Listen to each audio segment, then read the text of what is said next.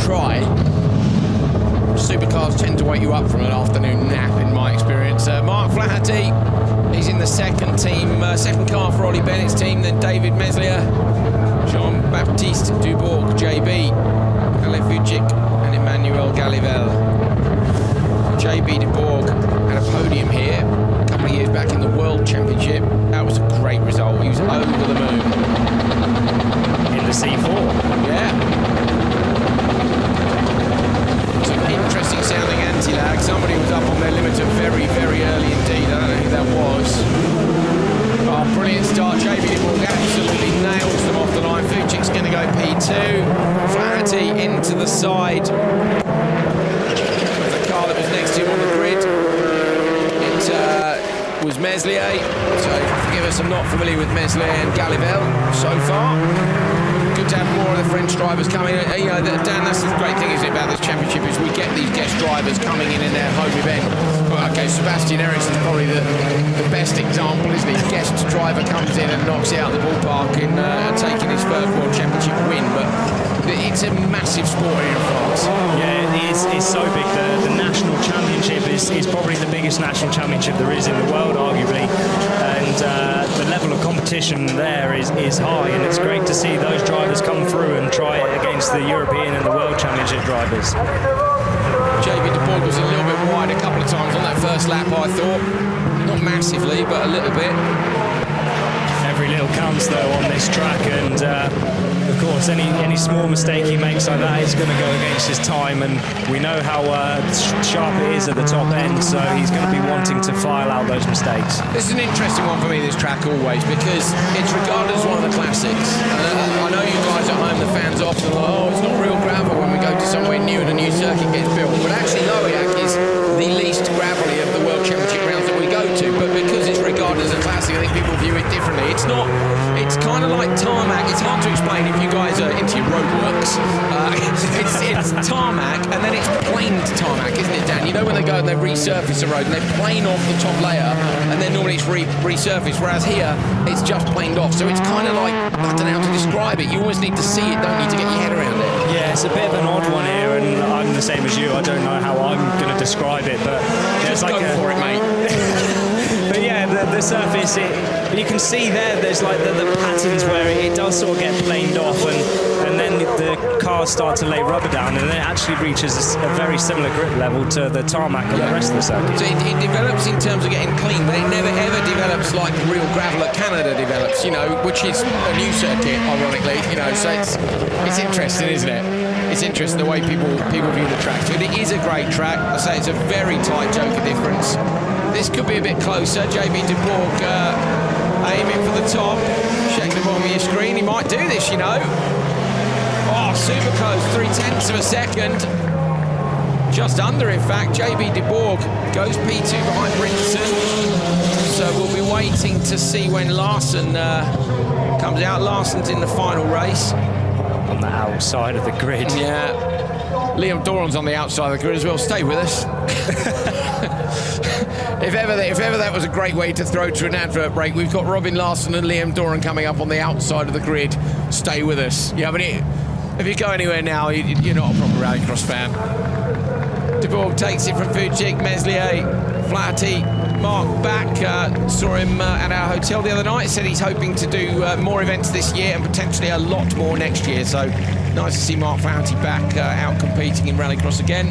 Of course, the more he does, I'm sure the more comfortable he'll get. Great job by JB Dubourg to go so far up, and Dan largely done in this start, you know, perfect start. I don't know if he got the perfect start or if everyone else got a bad one. I suspect a combination of both. Yeah, both of them, of course. Flaherty on pole was in a car that he's not familiar with, so the start procedure is always a bit alien, but yeah, JB getting that perfect launch, and they needed that because if you'd see the gap behind him is 3.5 to Fujic in second, so if he got caught up in a fight with some of these guys, he wouldn't have been so far up the table come the end of the race. Yeah, pressure on when you know you absolutely have to nail the start. You know, you've got to nail the start anyway, but when it's a case of nail the start or get stuck, you know, you don't mind when you're in with the top guys, but when you're in with people of varied speed, you really need to get off the line fast.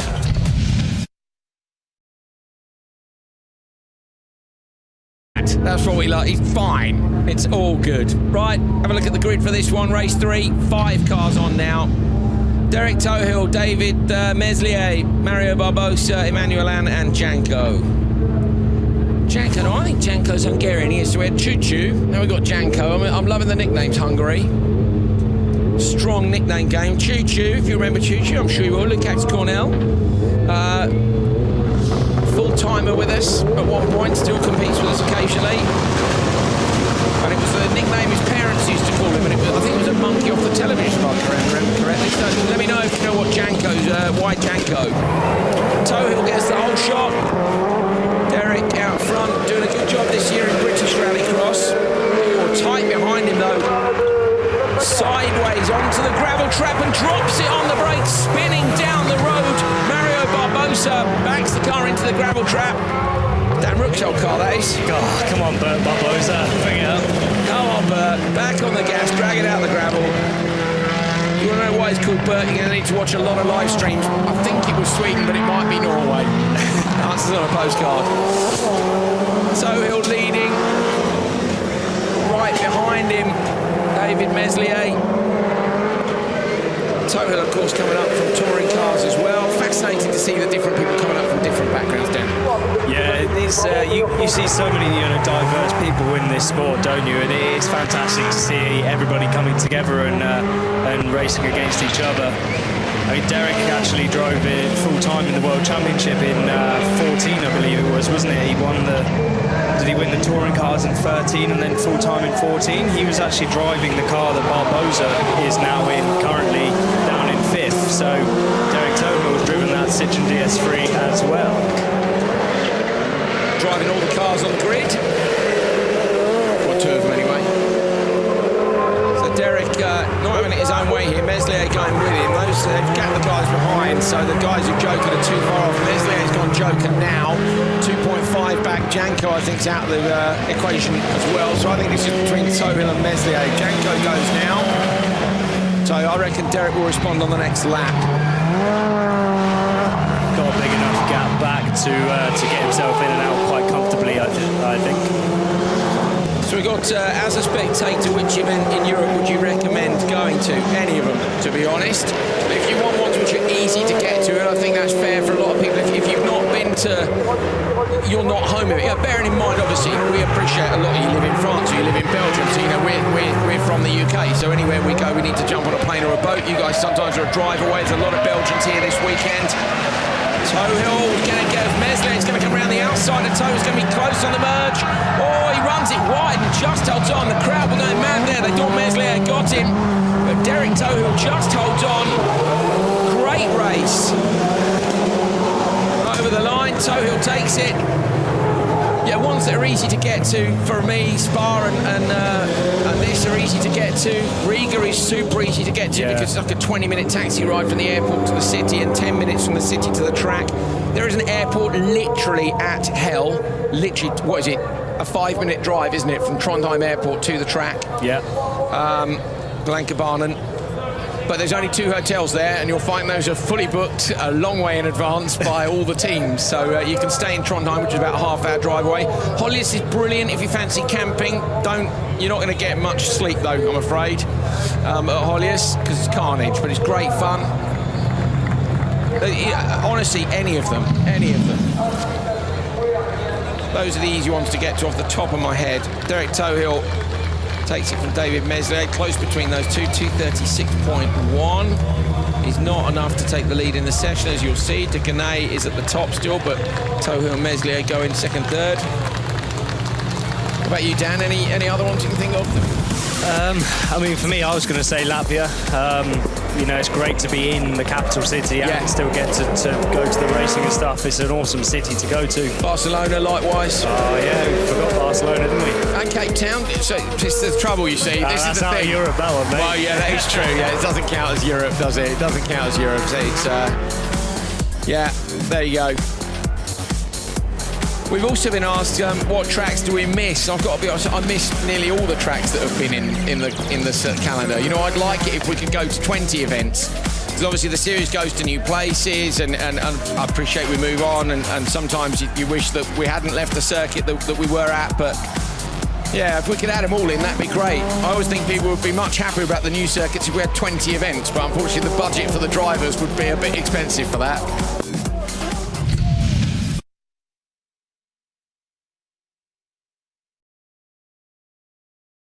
Gets a great result. Laurent Bouliot was in 10th prior to this. There are 15 cars still to come, so he needs to hope that time's going to be good enough and that these guys don't get to go much quicker if the track is improving. Tohill, 11th. Melier in 15th. Prescavas is in 20th. Vucic in 16th. Emmanuel Anne in 19th. So Melier, I had a message last night. Again, that's another one. Apparently it's not Meslier. You don't say the S in French. I do my best. We do tend to English things a little bit. Hope we make up for it with excitement and mistakes. Right, Derek Tohill then is the man who needs to get it done here. On the inside, good start. Maybe not quite yet. Is good enough. It's late on the brakes. Gonna get the whole shot here. That's great for Derek. So Derek at the minute is 11th, having gone yesterday 16th fastest and 11th fastest. And he needed to get out in front. He needs no one to hit him on the brakes here, and he's should be relatively safe then to tactically do what he wants to do. A little bit sideways in the hairpin. Yeah, not quite able to get the drive out of the corner there, was he? I think maybe he rode himself a little bit deep on the brakes from what he wanted to be.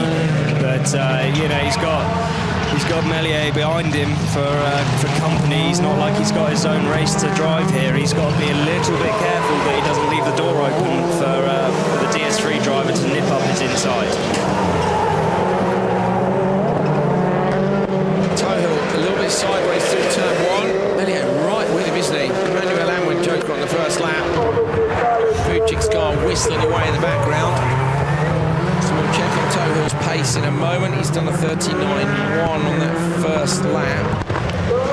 But that's not really indicative of his overall pace. You kind of need to see the second lap really to see. But I mean, the quick guys are in 37.1s.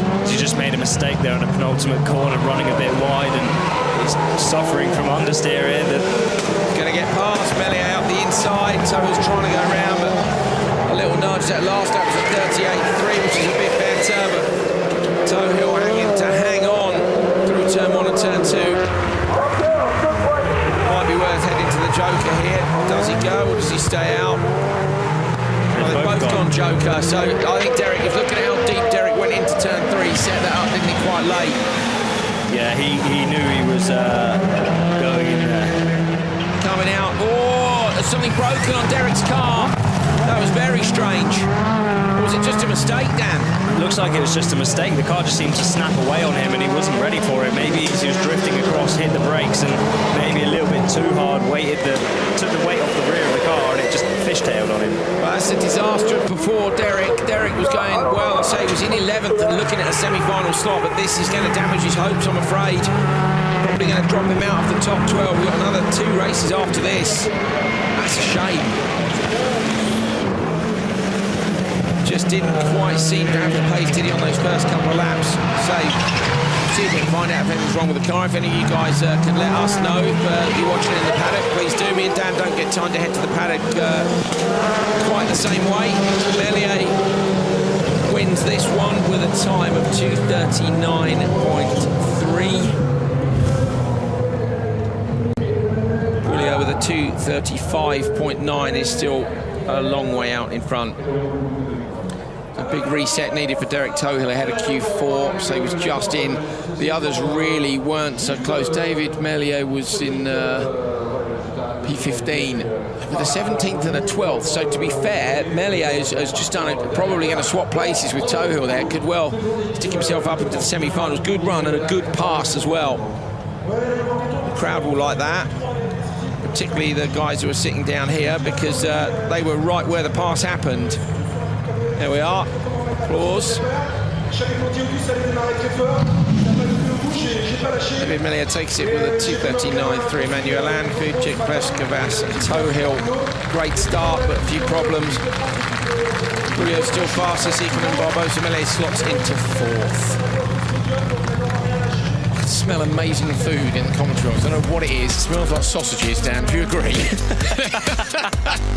What did you have for breakfast, mate? Not a lot. Well, baguette, funnily enough. But that does smell good. We could smell fish and chips yesterday, couldn't we, at some point? So, Toto with a great start. He, to me, didn't look to have the pace on these first couple of laps. Melier here just does a Timmy Hansen, finds that traction on the exit of the last corner. I tell you what, you could almost pass for the win there at the line, couldn't you, if you got that right or wrong on the last corner? Yeah, you'd have to really hook it up, wouldn't you, to try and get the drive just before the finish line. That was toe hill spin.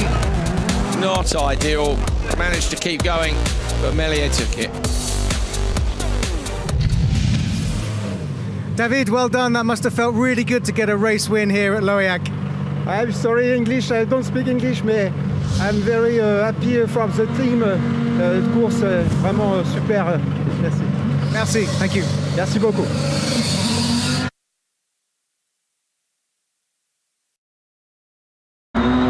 Right, so I guessed that Sander Evjen was going to go third, didn't I? No, top three, I said.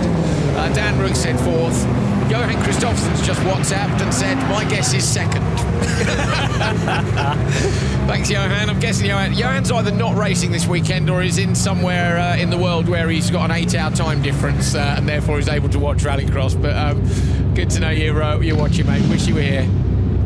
Barbosa on the inside at De Ganay, Melier, Patrick Guillaume and Mandy August. Might be able to deal with a couple more questions just before we get towards the sharp end of this. Get away from the start. We've got one for Dan about Lohéac in a minute.